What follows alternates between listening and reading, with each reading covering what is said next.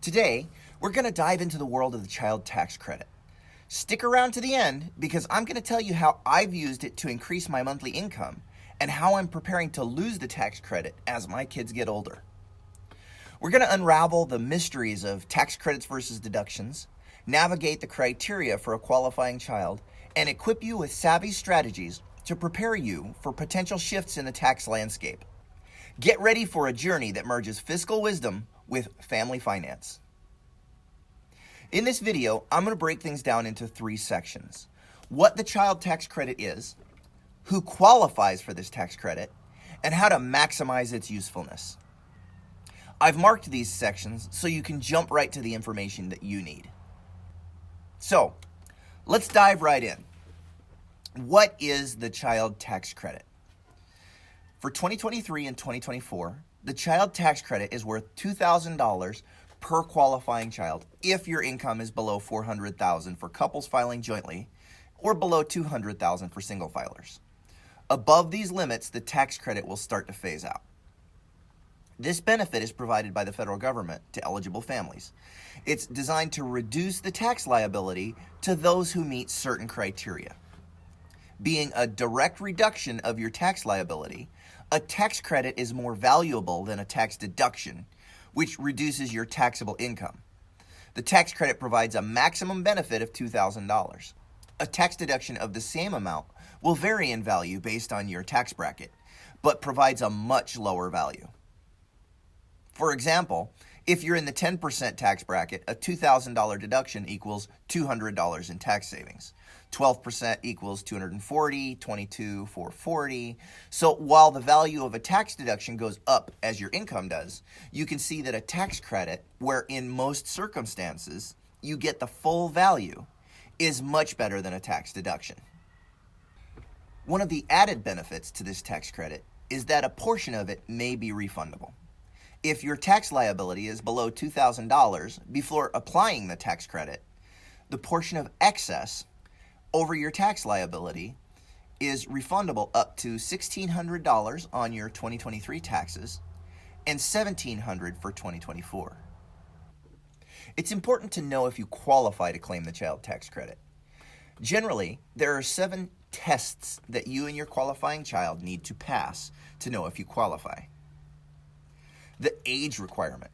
Your child must be under the age of 17 at the end of the year for which the credit is claimed. The relationship test. The child must be your child, stepchild, foster child, sibling, step-sibling, or a descendant of any of these individuals, like a grandchild. Dependent status. You must be able to claim the child as a dependent on your taxes. Residency. The child must have lived with you for more than half the year. There are some exceptions to this, including the year that the child is born. Financial support. You must have provided for more than 50% of the child's support during the last year. Citizenship. The child must be a U.S. citizen, U.S. national, U.S. resident alien. And finally, they have to have a social security number. The first several years after my kids were born, I didn't make any changes to my filings, so while I did get a larger tax refund at the end of the year, it didn't help me throughout the year. And at that time, I was not very savvy with my money, so the tax return was usually spent on theme park tickets or a vacation, paying off some credit card debt that we accumulated throughout the year.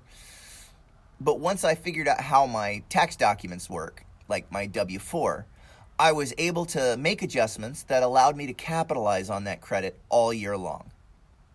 A $2,000 credit can mean as much as $166 more per month for you to use throughout the year instead of waiting to get it on your tax return. And when you have more than one kid, like the 3 I have, the benefit is huge. Currently, there's no limit to the number of children you can claim, as long as they meet the criteria as a qualifying child for your tax return. For 2023, I was saving $498 a month in taxes, or about $271 on each of my biweekly paychecks.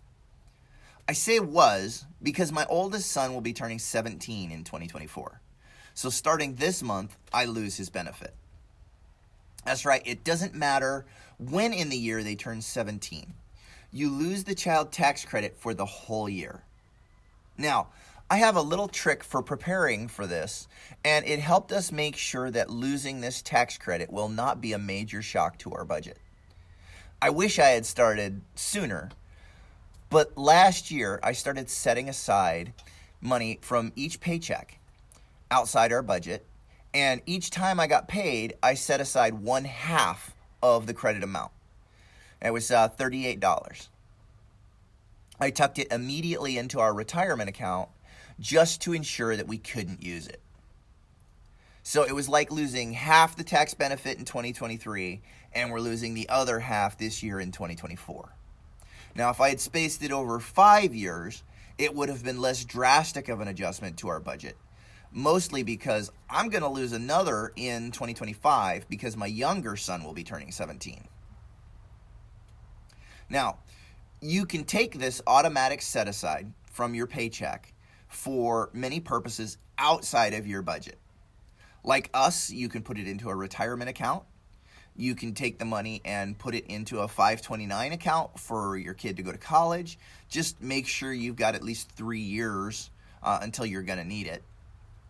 Or you can start a empty nester vacation fund or a remodel fund to fix all the things that were broken over the last 17 years.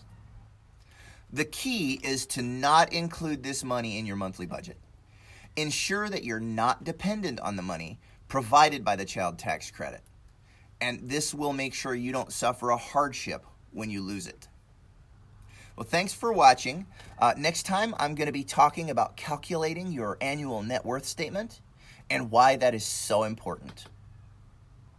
In the meantime, you can check out this video to learn more.